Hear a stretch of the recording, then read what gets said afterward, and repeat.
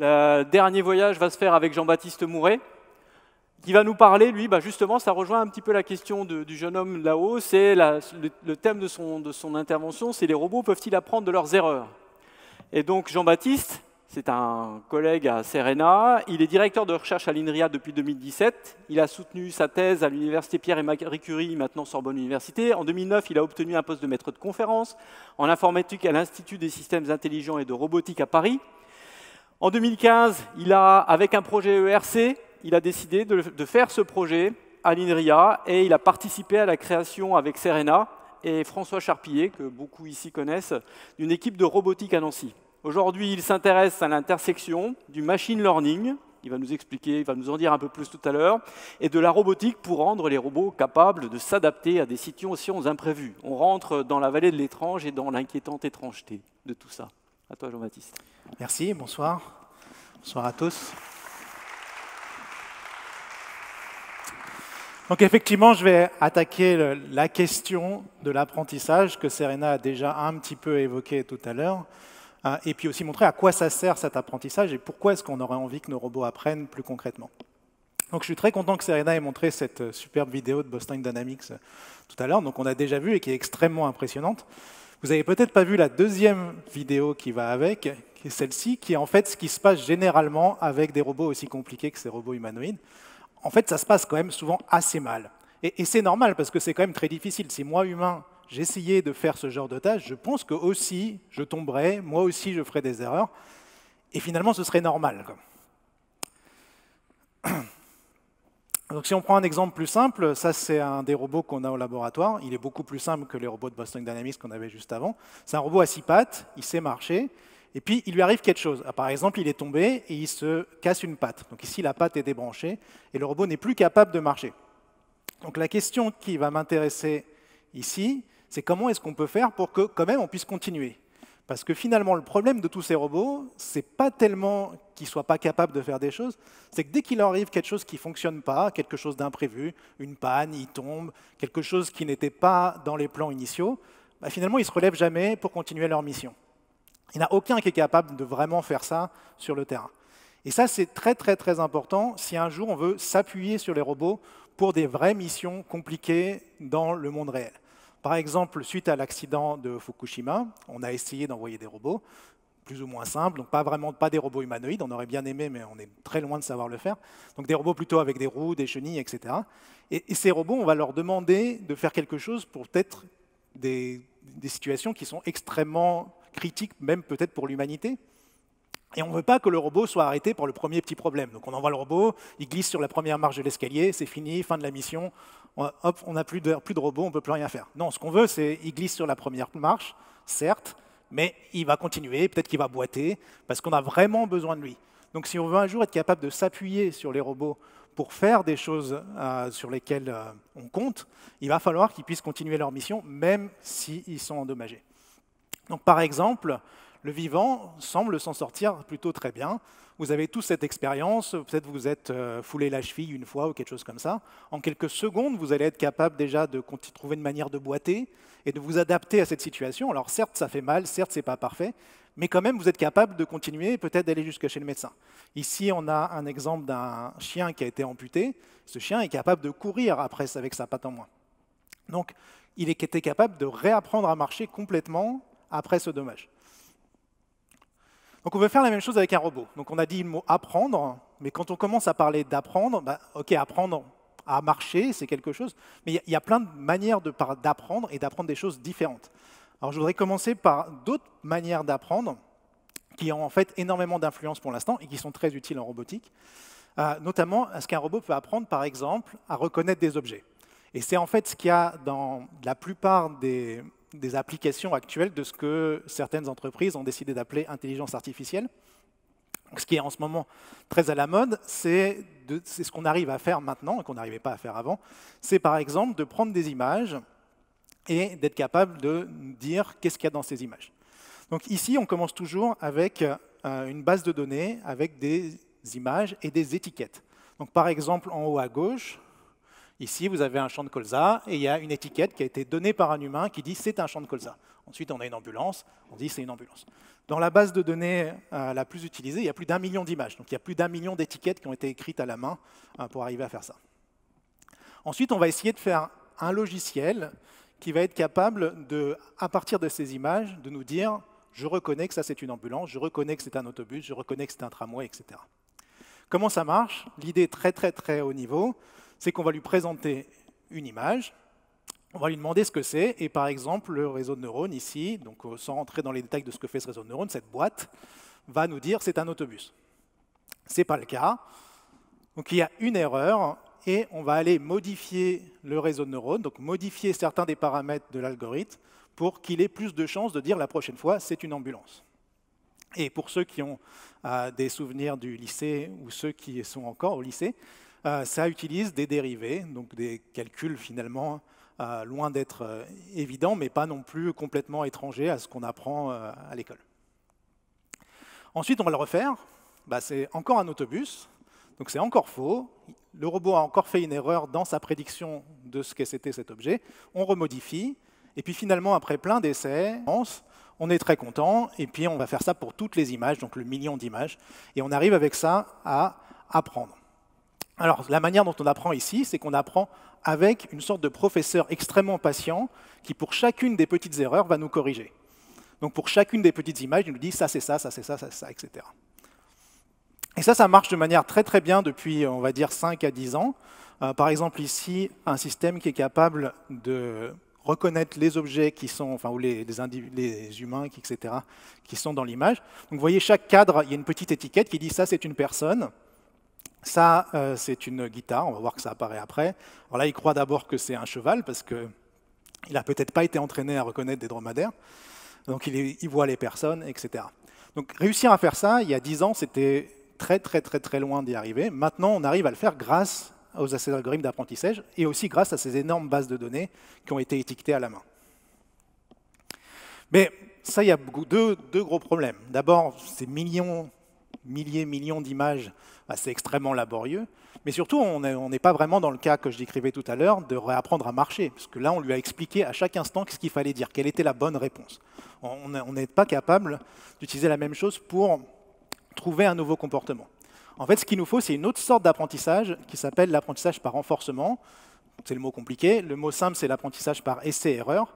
Donc là, on va avoir un robot qui va essayer quelque chose dans le monde, donc il va faire un mouvement par exemple, et il va recevoir des récompenses ou des punitions, donc en gros une note, et en fonction de cette note, on va essayer de modifier le contrôleur du robot, donc le logiciel qui fait bouger le robot, de manière à ce qu'il ait plus de chances de réussir à faire la tâche la prochaine fois. Alors, la grosse différence, c'est qu'ici, on ne lui explique pas comment faire, on lui dit juste c'est bien, c'est pas bien. Donc on n'a pas vraiment de professeur ici.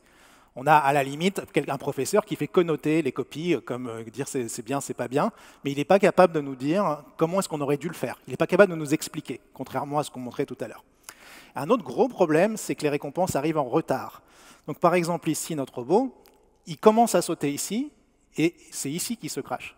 C'est ici qu'il tombe. Mais en fait, la décision, l'erreur qu'il a faite, il l'a faite au début, quand il a fait son impulsion. Donc comment est-ce qu'on fait pour propager l'erreur de la fin, donc la note finale, sur en fait trouver le point où il a fait son erreur. Donc c'est ce que ferait un professeur qui vous explique quelque chose, mais quand on n'a pas de professeur, qu'on est un robot autonome, comment est-ce qu'on peut y arriver? Alors là encore, il y a eu énormément de progrès depuis les 5 à 10 dernières années. On arrive à faire des choses extraordinaires maintenant. On est capable, par exemple, d'apprendre à jouer à ces vieux jeux vidéo, donc c'est l'Atari 2600, ça commence à dater, mais à apprendre à jouer directement. On prend les pixels, le robot essaye, il obtient des scores, et là on voit bien le concept de note, c'est le score du jeu. Et il essaye de trouver comment est-ce qu'on fait ce jeu sans rien comprendre au début, et finalement il arrive à jouer à la plupart de ces jeux.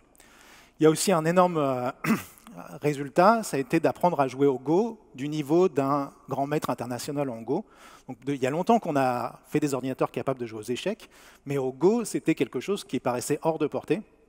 Et grâce à ces algorithmes d'apprentissage par essai-erreur, on a été capable, la communauté a été capable de réussir à faire un ordinateur, un logiciel capable de jouer au Go mieux qu'un professionnel du Go. On peut aussi l'appliquer à des robots. Donc ici, vous voyez des milliers de robots qui essayent d'apprendre à marcher.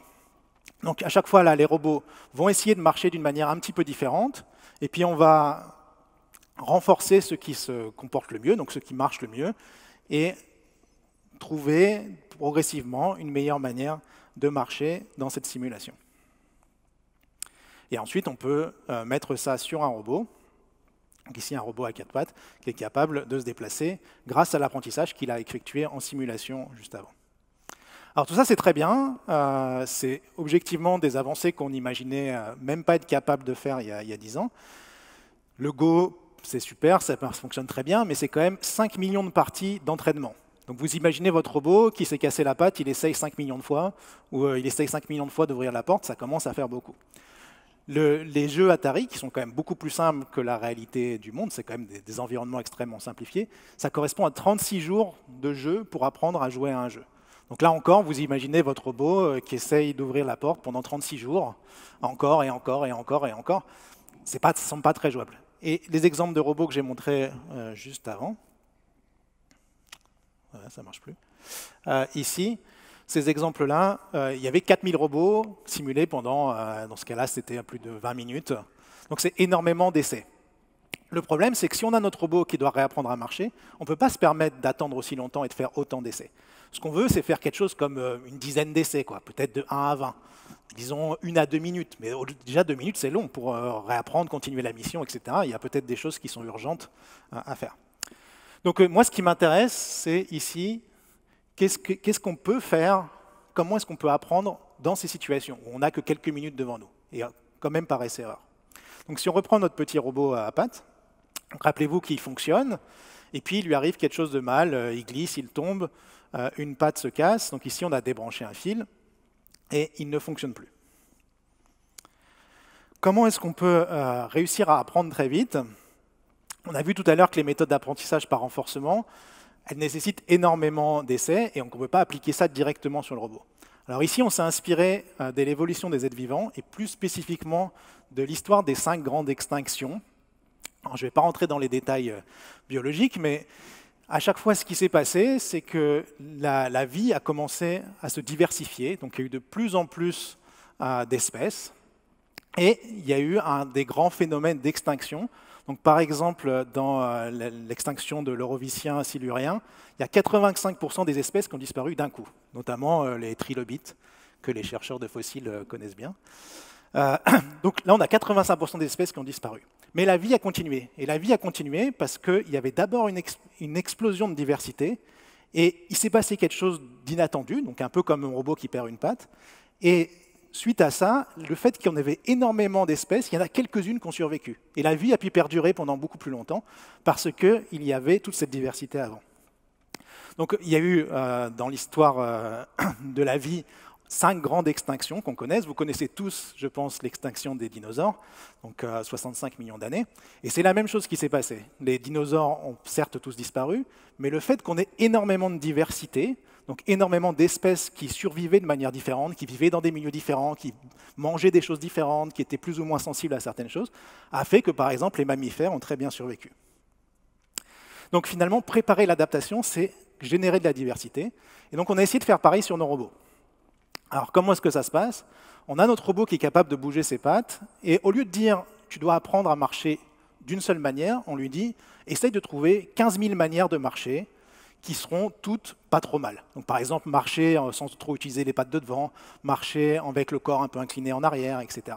On va essayer d'en trouver 15 000 en se disant bah, « si jamais il m'arrive un dommage, je serai déjà préparé parce qu'il y en a peut-être une qui marchera quand même. Si par exemple ma marche n'utilise pas trop la patte avant, bah, si ma patte avant est cassée, déjà j'aurai un bon point de départ. Donc on laisse ça en simulation, et après pour s'adapter, le robot va dire bah, il va falloir que je choisisse dans tout ce que j'ai déjà préparé, là, donc toute cette diversité de manières différentes de marcher, laquelle fonctionne. Donc là on va utiliser un algorithme de renforcement, mais qui va piocher dans toute cette diversité qui a été créée avant en simulation. Alors, qu'est-ce que ça donne sur nos robots? Donc, on commence par générer en simulation plein de manières de marcher différentes. Vous allez voir une diversité de marches. Donc, par exemple, ici, il marchait avec les 6 pattes à peu près. Ensuite, on a par exemple une marche qui n'utilise pas beaucoup la patte du milieu. Donc, parmi toutes les manières de marcher, cette marche-là, elle est intéressante parce qu'elle n'utilise pas cette patte-là, et quand même, elle permet au robot d'avancer en ligne droite. Donc il y a plein de marches qui n'utilisent pas cette patte-là, qui font tourner le robot ou qui le font tomber. Celle-ci, elle permet d'avancer. Donc on en trouve plein. On a même trouvé des trucs un peu surprenants. Par exemple, celle-là n'utilise pas les pattes. Trouver une solution qui était finalement de marcher sur le dos en utilisant les coudes, ce qui était surprenant pour nous, mais qui lui permet de peut-être s'adapter à une situation nouvelle. Donc finalement, on organise tout ça dans une grande base de données de différentes manières de marcher. Et ensuite, on met ça sur le robot. Donc voici notre robot. Donc rappelez-vous encore qu'il était endommagé. On avait sa patte qui est débranchée. Ça l'embête pas mal, il n'arrive plus à avancer. Donc il va regarder si par hasard, dans les 15 000 autres marches qu'il connaît déjà, s'il n'y en a pas une qui marche quand même malgré le dommage. Donc il n'a pas besoin vraiment d'en chercher une nouvelle, il en a déjà plein sous la main. Donc c'est un peu comme une espèce qui va essayer de survivre. Certaines espèces vont passer cette étape, parce que finalement, ce n'est pas grave pour ce genre de marche d'avoir une patte cassée. Donc on voit ici qu'il y a 20 secondes d'apprentissage, il commence à se déplacer un petit peu mieux. Et au bout d'une trentaine de secondes, on a cette marche-là qui permet au robot de se déplacer. Donc en sautant, c'est un peu sa manière à 6 pattes de boiter qui lui permet de compenser le dommage. Donc il essaye une dernière chose, ça ne fonctionne pas mieux. Donc finalement, en seulement 30 secondes, le robot a réussi à apprendre à marcher. Alors il n'a pas forcément appris quelque chose d'extrêmement compliqué, hein. Il n'a pas compris le sens de l'univers ou quoi que ce soit, mais par contre, il a trouvé des paramètres qui lui permettent de continuer sa mission. Et ça, c'est critique le jour où vous envoyez ce robot-là dans une situation importante et qu'il faut forcément que le robot finisse sa mission coûte que coûte. Donc on a essayé ça sur plein de dommages différents. Par exemple, on a coupé une patte en deux, on en a enlevé 2 pattes, on en a rallongé aussi des pattes. À chaque fois, ça marche assez bien. Le robot s'adapte en moins de 2 minutes, généralement 1 minute. Et il trouve des marches qui sont à chaque fois très différentes. C'est vraiment très intéressant de voir la diversité des solutions qui sont explorées. Alors, on a un petit peu triché dans ce qu'on a montré avant. C'est ce qu'on a appelé de l'apprentissage, enfin, c'est ce qui s'appelle de l'apprentissage épisodique. Donc en gros, le robot a testé quelque chose, et puis il y a une espèce de main magique qui l'a télétransporté au début dans un autre endroit, et qui a dit « maintenant tu peux recommencer ». C'est beaucoup plus facile d'apprendre quand on peut recommencer toujours à zéro dans les mêmes situations. Mais ce n'est pas ce qui se passe dans la réalité. Dans la réalité, votre robot est au milieu d'une centrale nucléaire, il faut qu'il avance, qu'il monte l'escalier, qu'il tourne la porte, etc. Il y a un environnement. Alors certes, il faut qu'il fasse des essais-erreurs, mais il ne peut pas ignorer tout ce qui est autour de lui. Il ne peut pas ignorer les murs, il ne peut pas essayer d'aller en avant s'il y a un mur, etc. Donc ça, c'est cette expérience-là qui est une extension de l'algorithme que j'ai présenté juste avant, où ici, on donne au robot des objectifs. Donc il y a un premier objectif qui est à côté de la boîte ici, le rond rouge. Et au début, le robot, donc là, il a une patte en moins, ici. Au début, le robot était incapable de marcher, donc il a essayé des trucs, il n'y a rien qui le faisait avancer. Et puis au bout de quelques secondes, il a quand même réussi à trouver une manière d'avancer. Alors elle n'est pas parfaite, il n'est pas en train de faire un aussi beau mouvement que précédemment. En plus, il est assez embêté par le câble. Mais par contre, ici, on n'a pas du tout triché, dans le sens où on n'a pas touché le robot pendant toute l'expérience.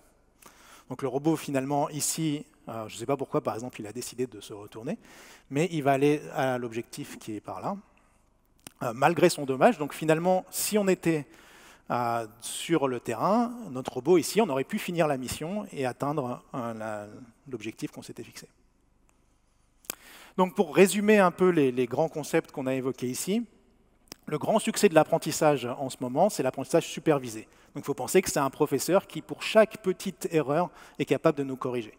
Et ça marche très très bien pour les images et pour le son, ce qui est critique pour la robotique, parce que le robot, il a des perceptions visuelles, donc il faut qu'il comprenne le monde, il faut qu'il comprenne les objets qui l'entourent, il faut probablement qu'il comprenne aussi les sons, donc la voix, etc. Donc toutes ces méthodes d'apprendre sont vraiment très importantes pour les robots. Mais par contre, tout ça, ça se base sur des gros étiquetages.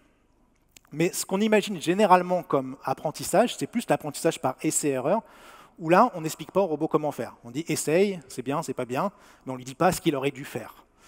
Ça, donc, c'est très intéressant pour des problèmes qui sont un peu trop compliqués avec des méthodes de robotique directe, donc des méthodes plus classiques. Et ça fonctionne très très bien en simulation. Donc quand on a des gros ordinateurs et qu'on simule pendant des heures, des jours, des énormes clusters, des énormes ordinateurs, ça fonctionne très bien. Par contre, ça ne fonctionne pas quand on veut apprendre en temps réel sur un robot, où on peut se permettre que très très peu d'essais. Et ça, c'est une autre catégorie d'apprentissage que j'appellerais de l'apprentissage pour l'adaptation. Ici, il faut s'adapter en quelques essais.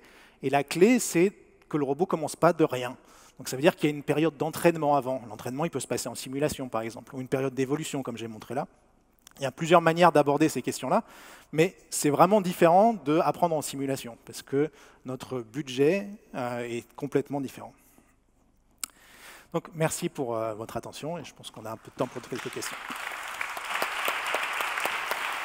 Merci Jean-Baptiste. C'est passionnant tout ça. Finalement, notre bestiaire s'est complété finalement avec des araignées qui apprennent. Enfin, ça, globalement, on va refaire des cauchemars cette nuit, je pense. J'espère pas, ouais, mais c'est pas des... Ils sont très gentils, ces robots. Ouais, ils dépendent de vous surtout. Donc vous êtes des êtres gentils. Et qui a des questions? On a encore un peu de temps.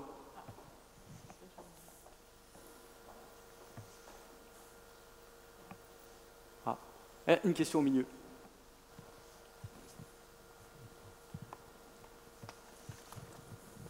Bonsoir, je souhaiterais d'abord remercier les 4 chercheurs qui nous ont fait leur exposé.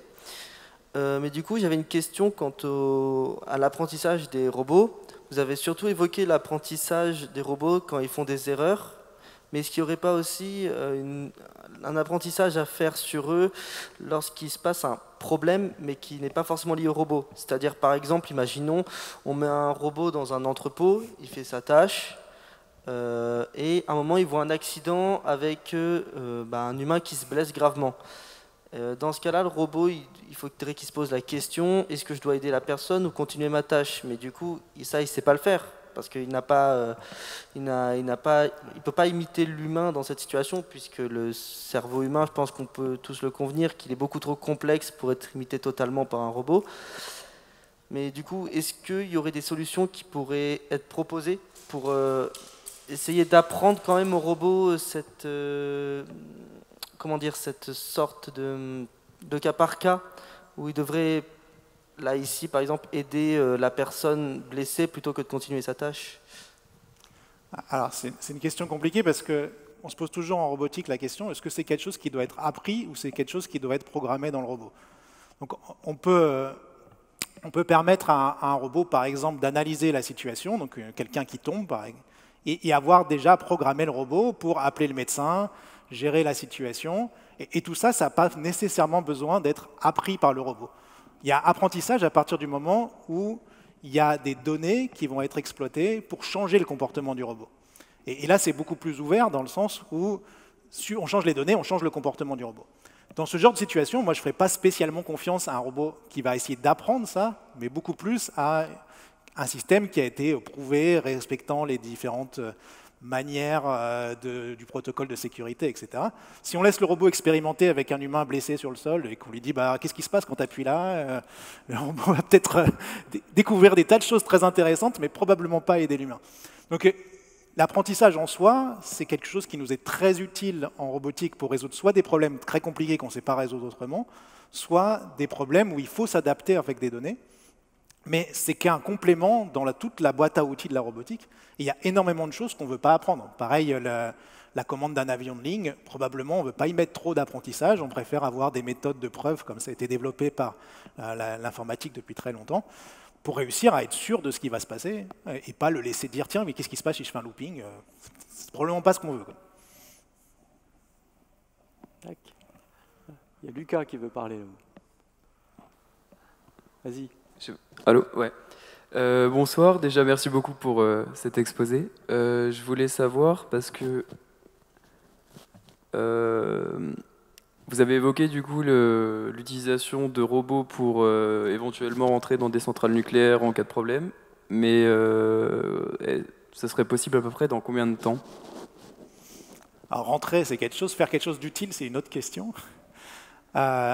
Donc dans la centrale de Fukushima, il y a des robots qui ont été envoyés et qui servent. Il y a toujours des robots qui servent. Donc ce n'est pas des robots humanoïdes comme on l'a montré tout à l'heure, c'est des robots avec des chenilles qui vont faire des prélèvements, qui vont voir des images, voir comment ça évolue. Et ça existe déjà. Donc moi, ce qui m'intéresse ici, c'est si ces robots commencent à être cassés pour plein de raisons, comment est-ce qu'on peut aller plus loin. Après, si la question, c'est des robots plus compliqués, genre des humanoïdes, on en a encore pour probablement une dizaine d'années avant de trouver la bonne manière d'utiliser ces robots, et après tout dépend de l'investissement qui est mis par les communautés pour y arriver. Mais on n'est pas très loin de pouvoir téléopérer un robot humanoïde pour faire des choses dans une centrale nucléaire, mais est-ce que on sera prêt en cas d'accident? Là, on ne sait pas encore.